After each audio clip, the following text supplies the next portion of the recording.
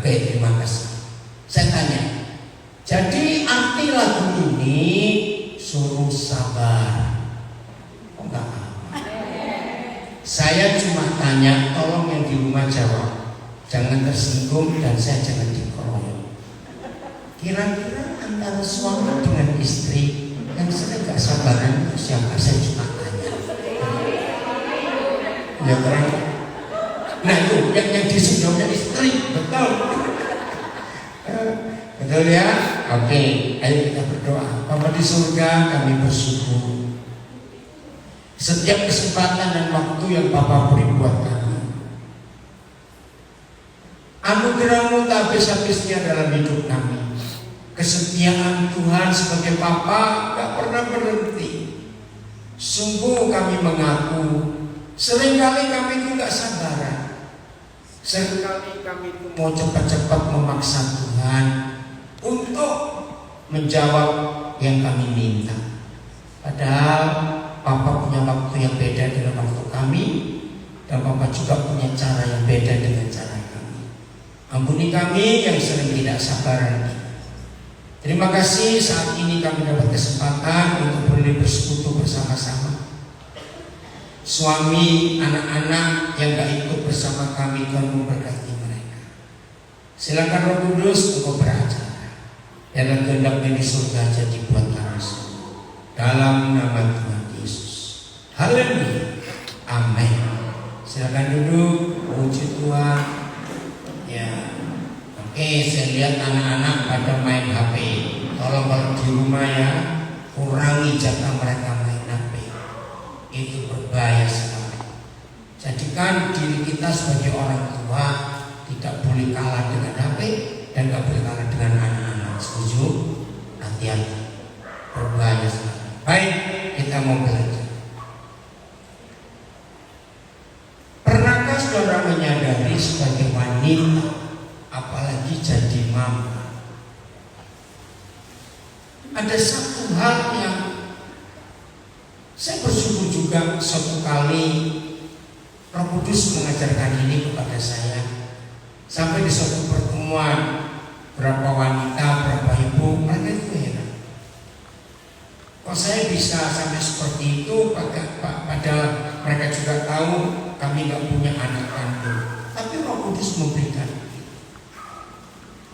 Di antara sekian banyak hal yang begitu berat yang dialami oleh seorang ibu, yang di antara banyak hal adalah posisi yang terjepit. Ya, saya ulangi, di antara banyak hal dalam hidup, khususnya sebagai seorang ibu, seorang mama, ada situasi yang sangat sulit, yang semua ibu pasti pernah mengalami. Saya mulai dengan pernyataan. Ada nggak orang nggak pernah bisa salah? Saya jawab, ada nggak orang nggak bisa salah? Tidak. Nah, ibu-ibu yang di rumah juga, ketika suatu saat suamimu salah, dan saat yang sama juga anak-anak salah. Ngerti maksud saya? Nah, yang pernah jadi ibu pasti. Saat seperti itu, setiap ibu akan mengalami dilema, akan mengalami kesulitan. Jelas, tidak ada seorang pun di antara kita boleh membela yang salah. Betul tidak? Salah harus dinyatakan salah. Nah, tapi dalam situasi yang seperti itu, suami salah, anak-anak salah, dan saudara sebagai ibu ada di tengah-tengah. Nanti apa maksud saya? Ya kalau itu reaksi gitu loh, muka jangan kayak tembok datar. Saya jadi bingung, jadi katanya tidak saya ngomong. Nanti ya. Kira-kira sulit gak situasi seperti ini? Sangat sulit. Nah, ternyata situasi seperti itu bisa terjadi dengan berbagai macam keadaan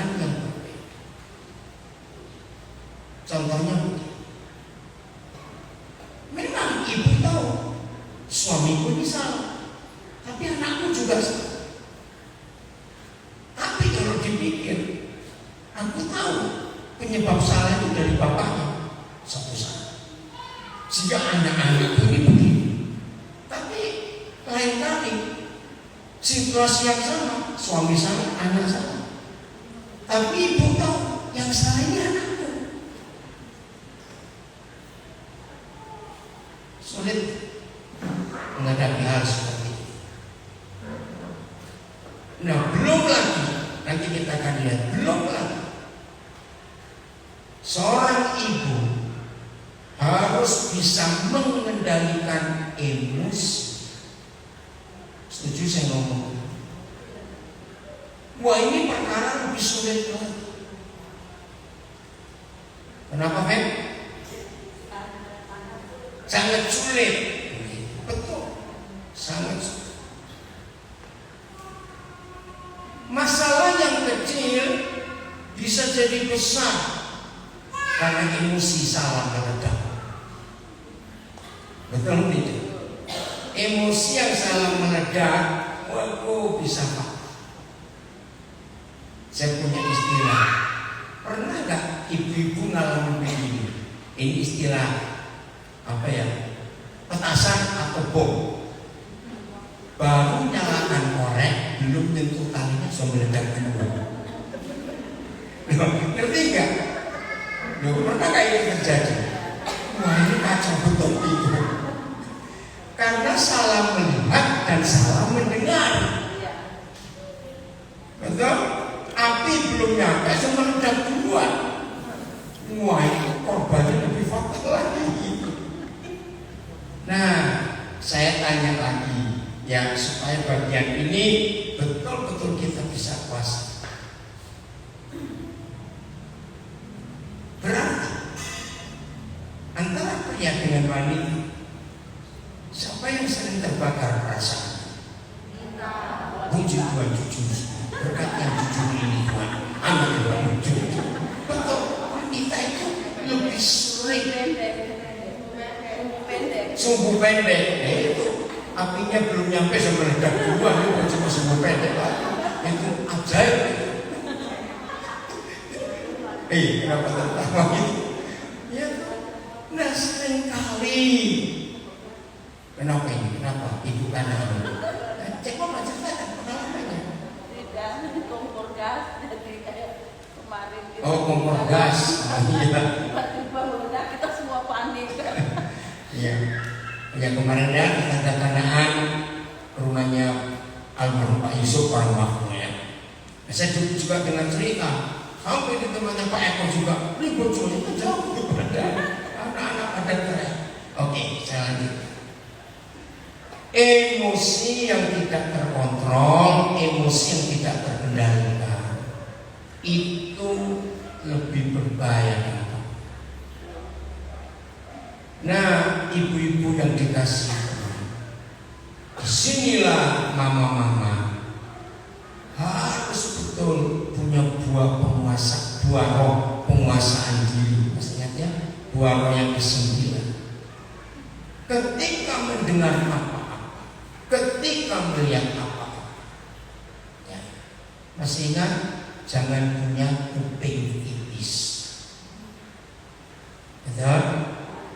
Yang punya kuping tipis betul-betul minta kemurahan Tuhan untuk berubah. Hubungan antara suami dengan anak-anak dan ibu-ibu, mama-mama ada di tengah-tengah. Itu betul-betul sejalan. Saya berikan beberapa contoh. Pernah nggak mengalami kasus seperti itu? Tiba-tiba tetangga atau siapa apapun lapor ke seorang mama tentang anak-anak. Wih, baru dengar itu aja, wah ini anak bikin malu betul. Nah, tanpa melihat kejelasannya faktanya, bisa nggak mama ini labrak suaminya? Bapaknya anak-anak, kamu sih kenapa gak jaga anak itu? Sudah bikin malu nanti. Setelah diusut dan bawa berita salah. Maaf, itu tetangga yang sana bukan yang sini. Tahu nggak contoh seperti ini? Ini sudah terlanjur rusak semua. Ini suami gak ada orang dibentak-bentak disalahkan. Ternyata anak tetangga yang lain bukan yang di sini. Nah itu contoh-contoh yang ada. Ada banyak. Ayo yang di rumah juga coba. Berapa banyak setan menang atas hidup kita karena emosi yang tidak terkendali, karena kuping tipis, karena gengsi, kesombongan harga diri. Maka itu menjadi perempuan, menjadi mama betul-betul tidak mudah menghadapi masalah-masalah seperti ini. Belum lagi tentang biaya anak-anak, tentang keadaan ini, keadaan itu. Wajar nggak maaf bagi saya kalau saya kepepet seperti itu? Ada nggak istri terus nyalakan suami? Gara-gara kamu malas, maka kita kesulitan duit terus. Belum bisa tanya, bisa nggak itu terjadi? Kenapa? Sangat bisa. Nah ini kita harus jaga hubungan seperti ini. Belum lagi masalah capek secara fisik, secara mental. Terus anak-anak yang masih punya anak satu lumayan. Kalau anaknya 3 atau 4, yang satu mereka ini kayaknya ngobrol kan betul meledak. Nah yang paling gampang ya suami itu salah. Karena bisa ada banyak hal yang kita ngomong gak selesai. Nah, belajarlah untuk bisa tenang. Belajarlah untuk bisa diam di hadapan Tuhan. Nikmati dia. Tenang. Belajar mengendalikan emosi. Katakan amin. Percaya ada Tuhan di atas semuanya. Coba kita lihat ayat ini. Yesaya 30 ayat 15. Yesaya 30 ayat 15. Ada di layar? Oh enggak. Coba bacakan. Mudah-mudahan enggak salah. Yesaya 30 ayat 15. Udah? Ya di rumah ini ada di layar. Ini bos belum layankan? Ada? Belum? Ayo baca tolong. 1, 2, 3.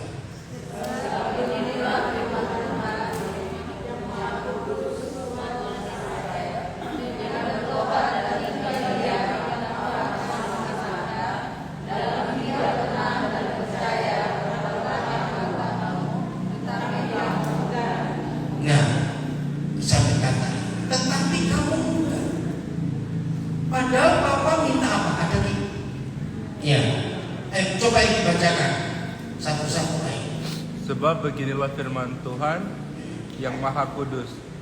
Ya. Dengan bertobat dan tinggal dengan bertobat nomor 1. Dan tinggal diam. Tinggal diam, jangan panik, jangan emosi. Terus kamu akan diselamatkan. Haleluya.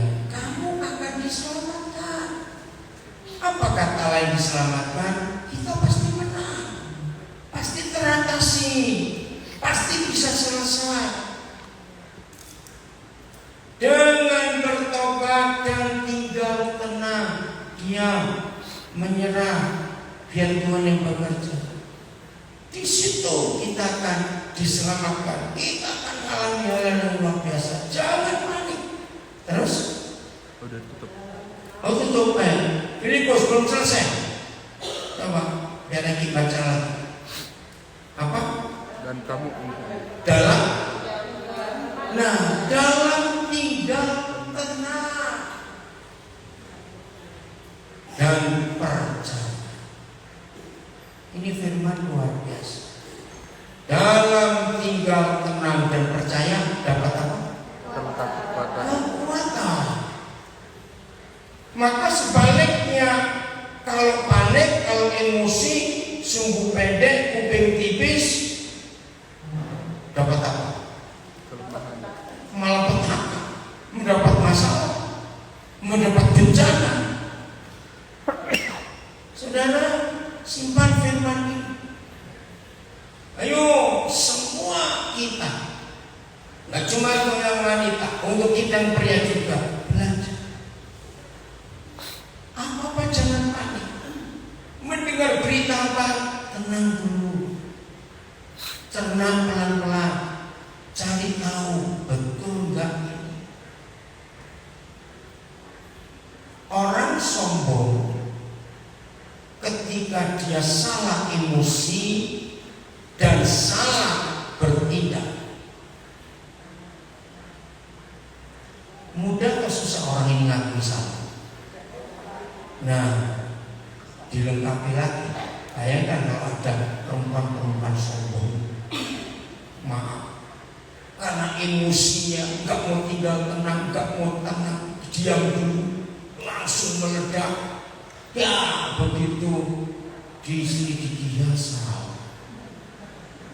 Nah, perempuan sombong pasti akan punya kalimat ini. Loh, maksudku nggak begitu, maksud apa lagi nggak begitu? Bisa jelas salah begitu kok, maksudku nggak begitu. Ini orang sombong yang susah minta maaf. Coba secara jujur, kapan terakhir kali saudara minta maaf? Ternyata, dalam hidup ini saya sering ketemu orang sombong. Sudah jelas salah, ditunjukkan salahnya, beralasan lagi, maksudku nggak begitu. Wah, susah kalau sudah ngomong dengan orang seperti itu. Dia nggak pernah merasa salah, dia benar terus.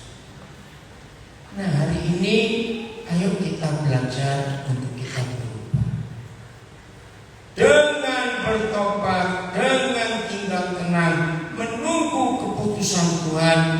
Belajar untuk percaya bahwa Tuhan punya cara untuk bekerja. Pasti semua bisa teratas.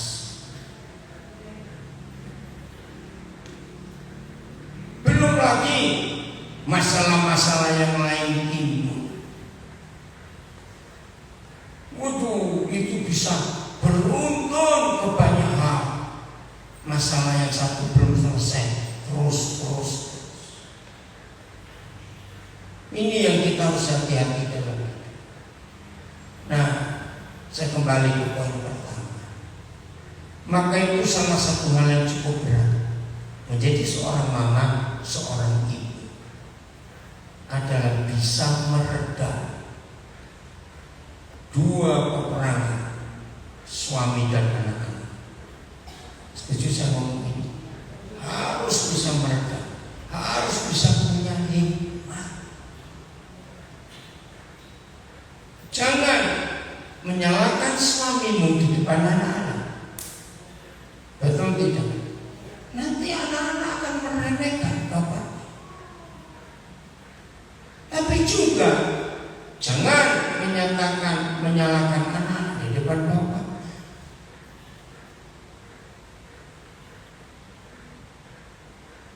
Ini yang sulit menjadi seorang mama. Tapi percayalah, Roh Kudus pasti akan menolong. Roh Kudus pasti akan menolong. Karena Dia punya banyak cara untuk menyelesaikan itu. Belajarlah dalam rumah, apa-apa diatasi dengan tenang. Ayo duduk dulu yuk. Ayo kita ngomong-ngomong yang enak. Nah, kalau saudara membiasakan seperti itu, maka damai sejahtera surga itu akan nyata. Itu hukum yang Tuhan Yesus beri. Saudara baca Matius 18 masih dibaca ya, karena sering kita tahu. Kalau ada orang yang salah, datangi berdua, 4 mata, ajak ngomong baik. Kalau tidak bisa, panggil saksi. Nah, ketika seorang mama, ketika seorang ibu harus meredam perangnya dua kubu ini, suami dan anak, maka sebagai ibu harus punya hikmat betul-betul. Semua bisa diatasi, katakan amin. Semua pasti ada jalan keluar. Itu janji Tuhan untuk kita semua. Nah, yang penting tenang dulu, jangan emosi, jangan panik, apapun juga. Maka itu contoh berapa kasus yang pernah terjadi di antara kita, kalau sebut siapa namanya, bahkan di banyak tempat. Biasanya bapak atau mama yang bisa ketipu, orang telepon, anak kecelakaan di rumah sakit, ini prosedur gini. Biasanya bapak atau bapak yang bisa ketipu, maaf ini maaf.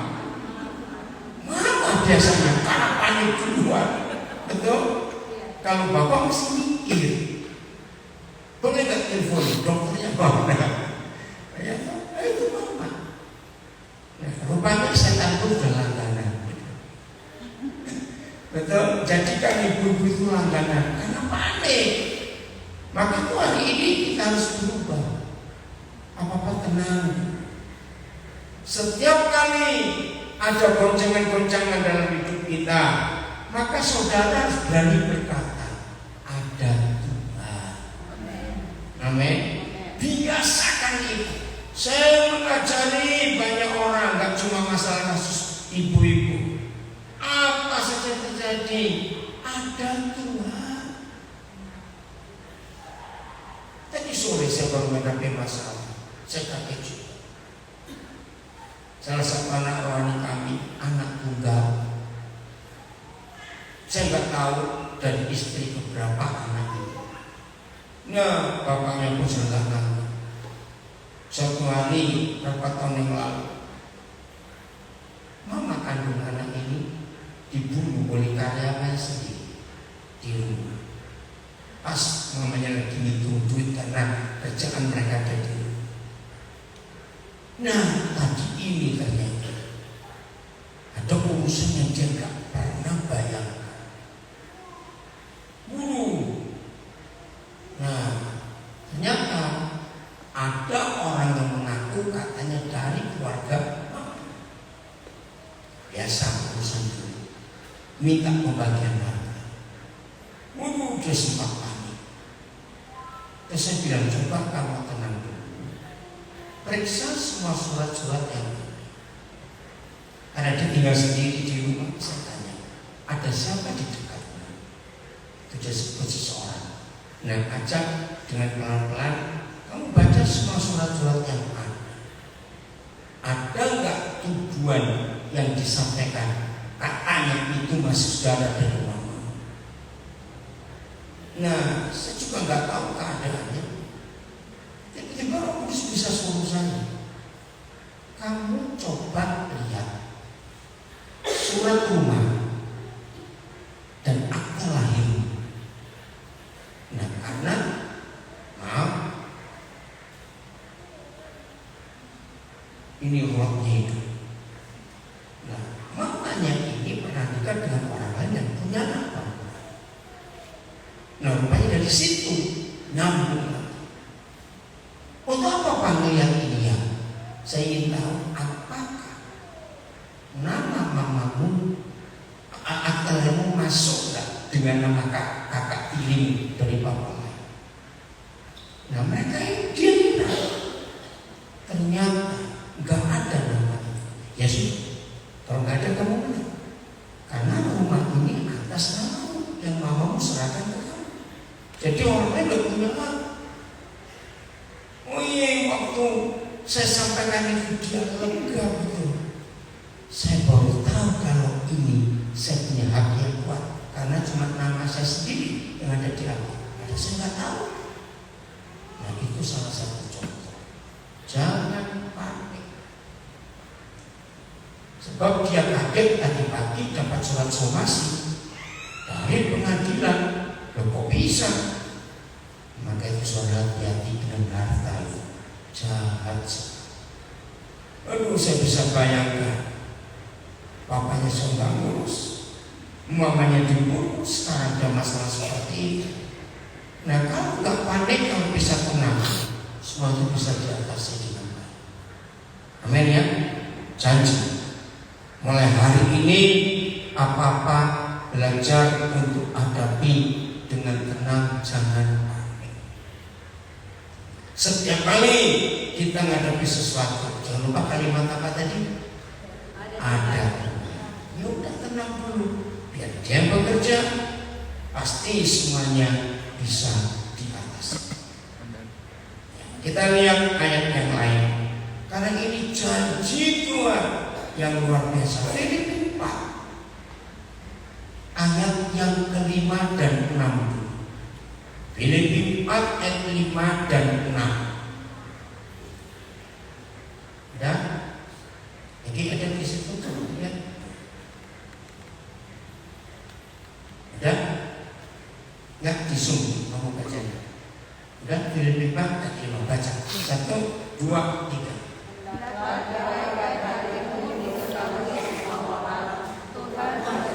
Nah, kalimat ini penting.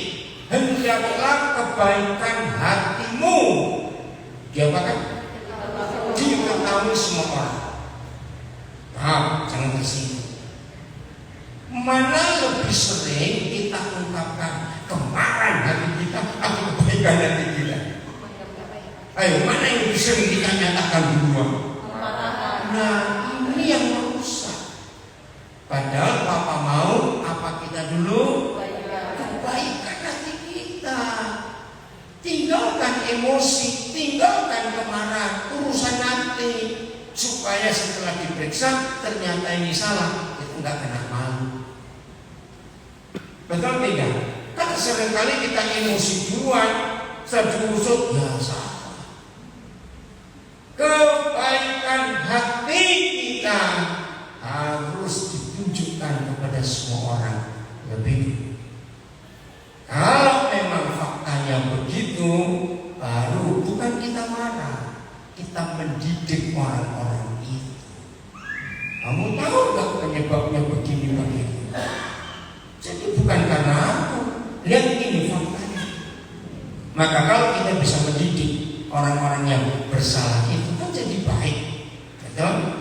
Ayat 6. Nah ini, janganlah hendaknya kita apa? Khawatir. Stop dulu. Coba sebutkan hal apa yang muncul pertama kali ketika khawatir tadi. Apa? Begitu ada khawatir, langsung muncul yang pertama kali. Takut. Betul. Nah, hal kedua setelah takut, ini jahatnya kita. Kita cari yang salah siapa ini, gara-gara siapa ini? Sampai begini. Loh betul tidak? Nah, karena pada dekat ya suamimu disalahkan. Coba minggu lalu kamu gak begitu. Nah, ini loh. Maka itu perintahnya, hendaklah kamu jangan khawatir. Bagaimana cara ngatasi khawatir? Baca terus. Ayo. Tetapi. Nah, tetapi nyatakanlah berapa hal? Segala hal. Filipus kenapa nggak keluar ayatnya? Ada gangguan? Supaya kita tidak sering khawatir dan nggak selalu khawatir. Surah. Ayo surah apa baca? Nyatakanlah berapa hal? Segala hal. Keinginanmu kepada dalam doa kepada Tuhan. Ini yang saya pakai. Ada Tuhan. Di atas semuanya ada Bapa yang baik. Di atas semua masalah yang gak enak, yang berat, yang menakutkan,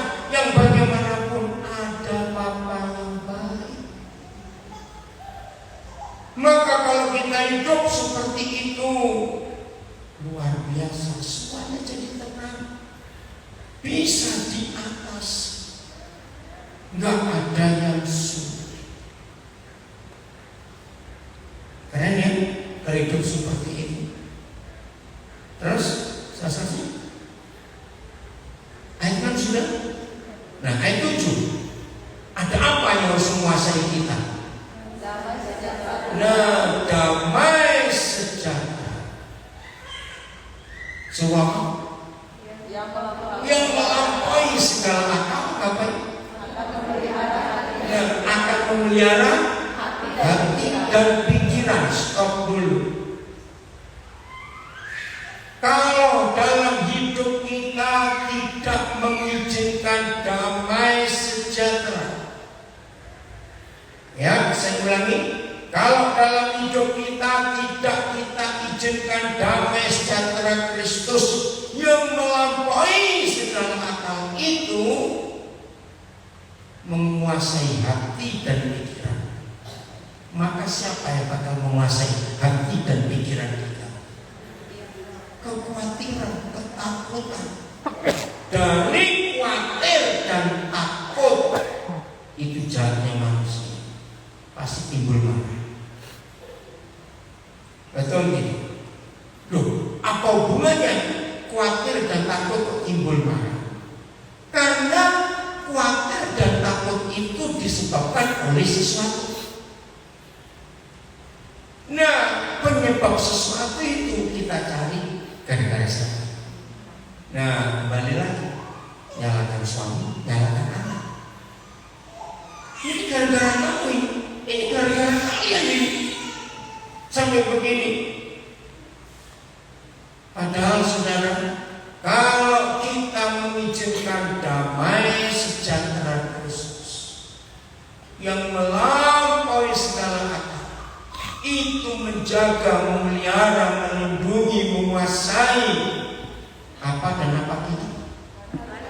Hati dan pikiran.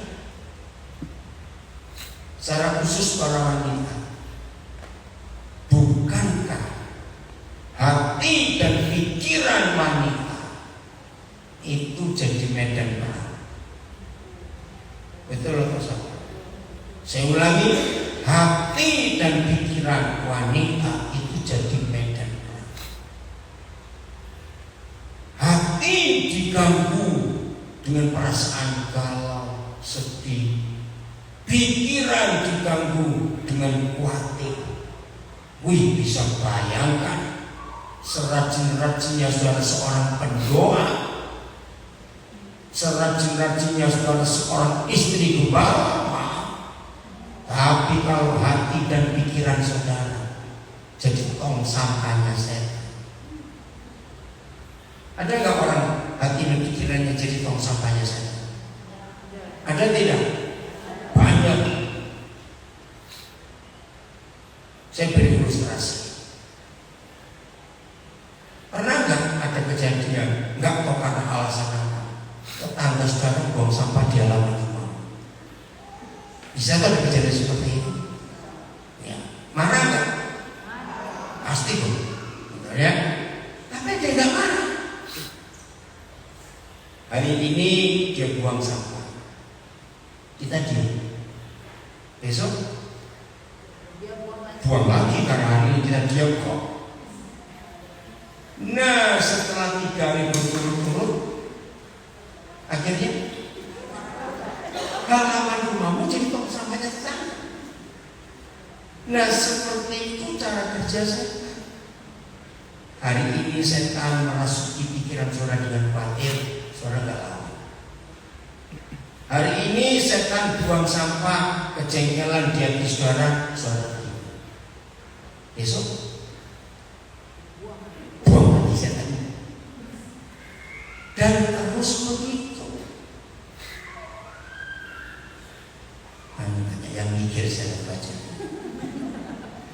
Karena dia jahat, setan itu ngeri sekali. Akhirnya siapa yang kena dampaknya? Kalau ibu-ibu, istri-istri jadi tong sampahnya setan. Hati dan suami dan anak-anak dititipi sampah juga. karena sampahnya dibagi-bagi. Karena dia nggak mau buang. Jangan gambar sepele, sekali khawatir dan kita tidak melawannya, besok setan buang sampah berikutnya. Sama ilustrasi tetangga tadi. Hari ini dia buang ke halaman rumah kita, kita diam, ya jangan salahkan dia kalau besok dia buang lagi. Seperti itu dalam hidup kita. Nah, kalau ini kita telusuri lebih jauh. Rumah kita jadi suasananya apa? Bagaimana suasana apa rumah kita? Apa? Gak dengar kan? Rusuh. Apa lagi? Apa? Bau. Kan jadi neraka. Sudah Nabi panas kayak begini, tambah panas itu suasana rumah karena hatinya panas semua kan. Ngeri secara hidup seperti itu. Ayo baca lagi ayat 7 yang kuat. Sedang Filipus ada enggak? Ada. Filipus tolong jawab Bapak. Tolong yang bisuk, kenapa Filipus bisa naikkan ayat kalau nggak ada? Semua mati gak ya? Enggak, udah. Udah. Ayo baca serentak ayat 7. 1, 2, 3.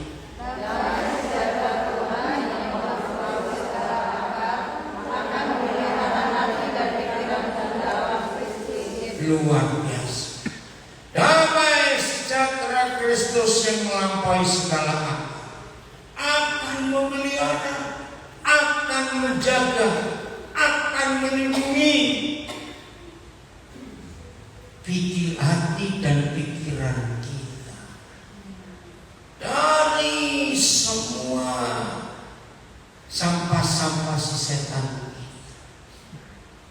Saudara garis bawahi nggak sekedar damai sejahtera, tapi damai sejahtera Kristus yang ini kata pentingnya yang ayo baca melampaui segala akal. Kita baca terjemahan ayat ini. Filipus yang ayat-nya. Damai sejahtera Tuhan yang melampaui segala pengertian. Nah, segala pengertian akan memelihara hati dan pikiranmu dalam Yesus Kristus. PS-nya. Maka sejahtera dari Tuhan yang tidak mungkin dapat dimengerti manusia. Nah, ini terjemahnya beda. Maka damai sejahtera Tuhan yang tidak mungkin dimengerti oleh pikiran manusia. Itu luar biasa. Damai sejahtera. Kemarin pagi Ayub dengan Saul datang ke rumah untuk, ternyata Saul sudah lama ada yang belum tahu. Kemarin dong diviralkan Saul di Facebook. Saul Koni, tim kami di Nabire, seorang trainer ya kesehatan, pola hidup sehat, bagus. Nah ternyata Saul sudah cukup lama memperhatikan pola hidup, keliling terus, istirahat juga gak teratur baik, jamnya pindah-pindah. Nah coba yuk kamu kesini cerita supaya tahu lihat yang dipikirin Saul itu apa. Cepat yuk kan, Papa gak tahu itu sampai kalian bisa maksa. Nah karena mereka itu trainer kesehatan, jadi harus tahu. Coba kamu ngomong sampai kenapa sampai Papa ini kok bisa kalian. Ya, coba kamu cerita ke sini. Eki, Pak. Ya, jadi begini, Saul itu sempat hubungi papi, bilang nanti kalau papi datang saya mau tes papi punya body fat, papi punya usia sel itu umurnya berapa. Jadi ini pertanyaan saya itu masih dia bilang pertanyaan ini harus terjawabkan. Jangan sampai papi ini body fatnya tinggi karena jarang olahraga katanya gitu. Terus jadi saya mau lihat papi punya body fat, punya usia sel dengan masa air. Jadi kemarin yang hari Senin ya Pak, ya. Senin kita pergi ke Bethlehem untuk cek papi punya lengkap itu body fatnya, masa airnya dengan lemak perut dan sebagainya di situ. Nah pas ditimbang, saya waktu timbang juga saya kaget nih, kok papi body fatnya bagus sekali. Ternyata body fatnya papi itu 21. Untuk laki-laki minimalnya 21 sampai di angka 27. Kalau perempuan di 21 sampai 31. Nah papi itu pas di angka yang minimal itu.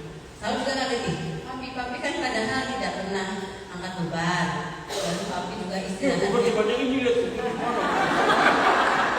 Ya biasanya kan kita latihannya angkat dumbbell, gitu, push up dan sebagainya. Kayak koper, kopernya mami berat juga. Jadi untuk papi ini bisa bagus seperti itu.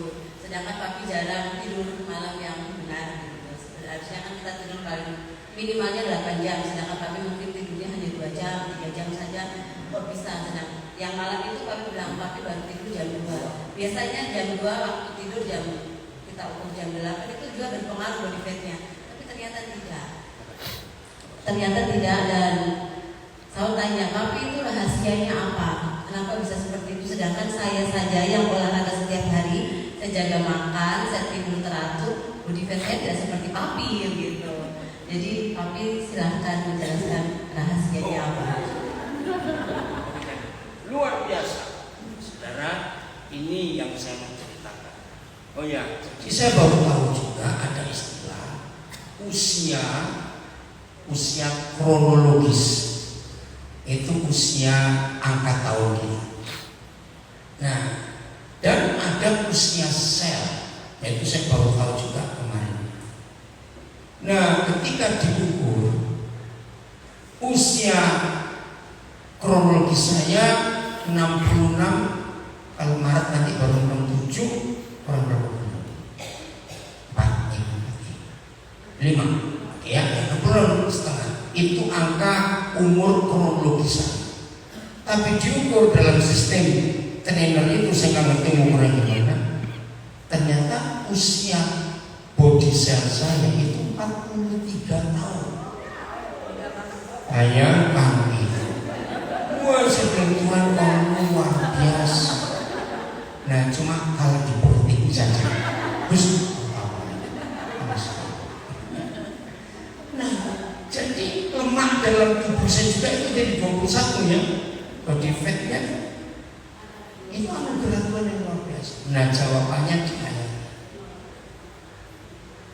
Coba saudara jujur ya, sepengetahuan saudara. Beban hidup yang saya tanggung ini banyak atau sedikit? Banyak sekali. Apa? Oh gitu, katanya Buana kalau body fatnya order sama beban. Jadi walaupun secara fisik saya nggak ngangkat barbel, ya, secara fakta olahraga juga nggak ada aturan, tapi jalan tiap hari ngangkatin koper, naik turun pesawat. Secara, ya beban secara rohani juga. Tapi ayat 7 ini saya hidupi. Saya tidak izinkan kekhawatiran, ketakutan, kejengkelan, cemas nggak boleh ada di hidup saya. Serius. Ada masalah saya hadapi begitu banyak. Berapa orang yang pertama kali jalan dengan saya, kalau di mobil pun itu HP nggak berhenti. Itu sampai mobil bisa bingung. Aku dengar saya stres kok. Udah kok santai aja jawabin segitu banyak masalah yang ada. Ayat 7 ini. Saya izinkan damai sejahtera Tuhan. Yang apa? Baca BIS-nya lagi. Bilibus, ayo BIS yang bahasa Indonesia sehari-hari. Bilibus tanyakan lagi. Nah, saya percaya ini akan buat kita jadi sehat dalam hidup. Ya. Maka sejahtera dari Tuhan yang tidak mungkin dapat dimengerti manusia akan menjaga hati dan pikiranmu yang sudah bersatu dengan Kristus Yesus. Yang sudah bersatu dengan Yesus. Saya mau baca lagi lah BS ini, maaf harus pindah tempat ini. Ya. Maka sejahtera dari Tuhan yang tidak mungkin dapat dimengerti manusia akan menjaga hati dan pikiranmu yang sudah bersatu dengan Kristus Yesus. Tolong saya. Anugerah Tuhan membuat saya bisa bersatu dengan Yesus. TSI-nya. Dengan demikian, ketenangan dalam perlindungan Tuhan yang kita terima karena bersatu dengan Kristus Yesus akan menjadi seperti pengawal, keren, yang akan selalu menjaga hati dan pikiran. Ketenangan yang diberikan Tuhan itu melebihi segala pengertian manusia. Jadi dalam fakta kemarin, saya nggak tahu istilahnya teori apa yang dipakai oleh Saul, karena Saul belajar dari beberapa trainer hebat, di antaranya Adirai yang terkenal, dokter siapa terlalu Henry Suhendra. Nah, nanti ada teori. Kalau dunia saja bisa punya teori seperti ini. Jadi Saul dan Ayub kemarin cukup kagum. Ini hebatnya firman. Bukan karena saya hebat. Saya tetap manusia seperti saudara semua. Cuma saya izinkan firman ini yang bekerja di hidup saya. Maka itu khawatir, cemas, was-was, gelisah, ingin marah, jengkel, tersinggung, itu paket lengkap. Dan diterima orang. Betul, itu paket lengkap dari si kunyuk itu yang membuat hidup ini jadi kacau. Jadi mulai hari ini, ayo kita hidupi firman Tuhan. Amin. Jangan izinkan lagi hal-hal yang lain menguasai hidup kita. Ayat terakhir, ayat 8. Inilah yang harus ada di pikiran kita. Ayat 8. 1, 2, 3. Jadi akhirnya saudara-saudara, semua yang benar. 1, semua yang benar. 2, semua yang mulia. 3, semua yang adil. 4, semua yang suci. Ya, 6, semua yang manis. 7, semua yang sedap didengar. 8, semua yang disebut kebajikan, suruh ngapakan dan patut dipuji. Pikirkanlah semuanya itu. Ini obat yang maju. Ayat ini sudah menolong sekian banyak orang yang susah tidur. Saya bilang pada mereka, ini ada pil hebat dari obat apa saja dari dokter jiwa. Minum pil ini sehari mau 10 kali, 20 kali tidak apa-apa. Masukkan ke pikiranmu hal-hal yang indah yang Tuhan tuliskan. Semua yang menakutkan, semua yang membuat jengkel, semua yang membuat marah, semua yang membuat cemas, semua yang membuat jangan dipikirkan. Amin. Apakah kalau kita hidup seperti ini, saudara, kebahagiaan itu luar biasa. Amin. Inilah cara Tuhan membuat kita penuh damai. Jadi pulang dari ibadah ini, jadilah wanita-wanita yang pendamai. Oh enggak. Jadilah wanita-wanita menjadi sumber damai, sumber sukacita, sumber kebahagiaan. Renungkan lagi Yesaya 30:15 dan ayat-ayat tadi itu. Maka saudara jadi orang yang hebat. Saya stop dulu. Ada yang mau tanya sampai di sini? Atau ada yang ingin nambahin? Ada yang kadang ada kekhawatiran. Nah, ya. Oke. Ibu pendeta ini bertanya. Seringkali ada kekhawatiran. Kan gak langsung bilang bagaimana caranya. Jadi tadi ada Tuhan. Nomor 1, ada Tuhan. Nomor 2, sering gak kita ngadepi khawatir seumur hidup ini? Bisa tanya sering gak? Sering.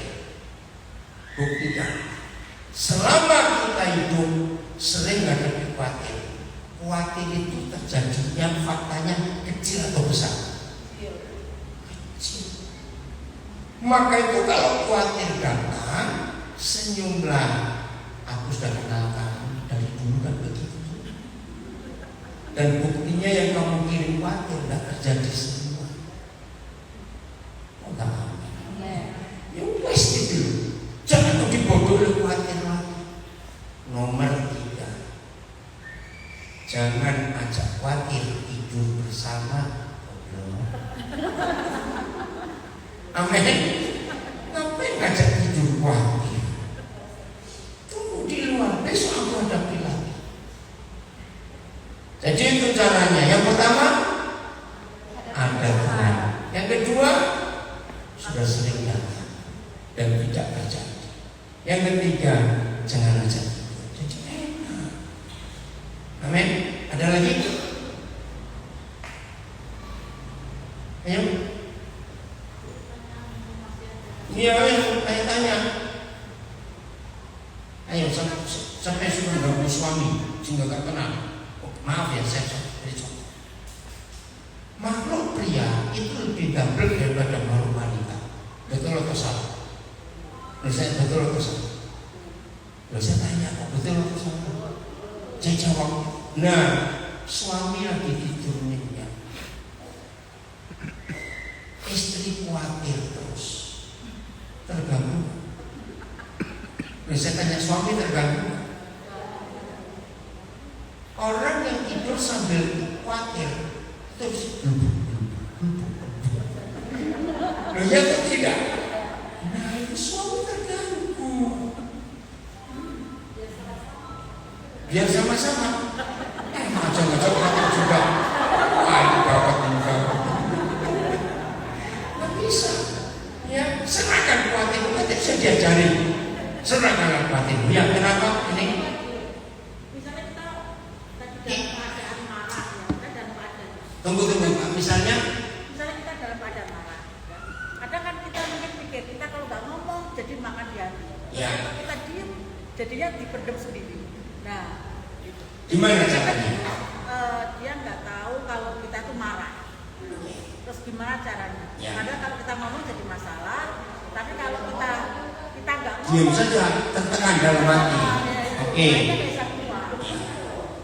Bagaimana kalau istri ingin marah, tapi ketika disampaikan suami nggak terima? Nah, padahal kalau istri menyimpan sendiri malah sakit jadi tertekan. Jawabannya begini. Yakobus pasal 3 atau pasal 4, marah itu tidak menyelesaikan masalah. Betul tidak? Nah, cari waktu yang enak. Kapan suami ini bisa diajak ngomong? Kalau suami lagi capek, terus disampaikan masalahnya anak-anak dengan pacarnya, masalah anak dengan tetangga, masalah anak dengan teman sekolah, yang meledak juga. Jadi tidak semua kemarahan itu bisa diselesaikan dengan dilampiaskan. Betul kesalahan kalimatnya. Sehingga tidak semua kemarahan bisa selesai karena dilampiaskan. Maka itu penting sekali untuk tenang. Ya, Yesaya 30 ayat 15 nanti renungkan. Dengan bertobat dan tinggal tenang, di situ terletak kekuatan kita. Tapi kita enggak. Kita enggak maunya sibuk sendiri. Jelas ya, ini bukan cuma untuk ini, tapi untuk semua kita. Ingat, sampai kita umur hari ini sekian, sering gak kita menghadapi masalah? Sangat sering. Buktinya selesai kan? Ya sudah. Jadi kalau masalah itu datang, ya sanggup. Wah, kenal aku. Ya, dulu juga saya kesini dong. Nanti kan selesai sendiri. Ingat kalimat ini, ada Tuhan. Saya suka menyebut itu. Ada apa? Ada Tuhan. Wah, jelas ibu-ibu.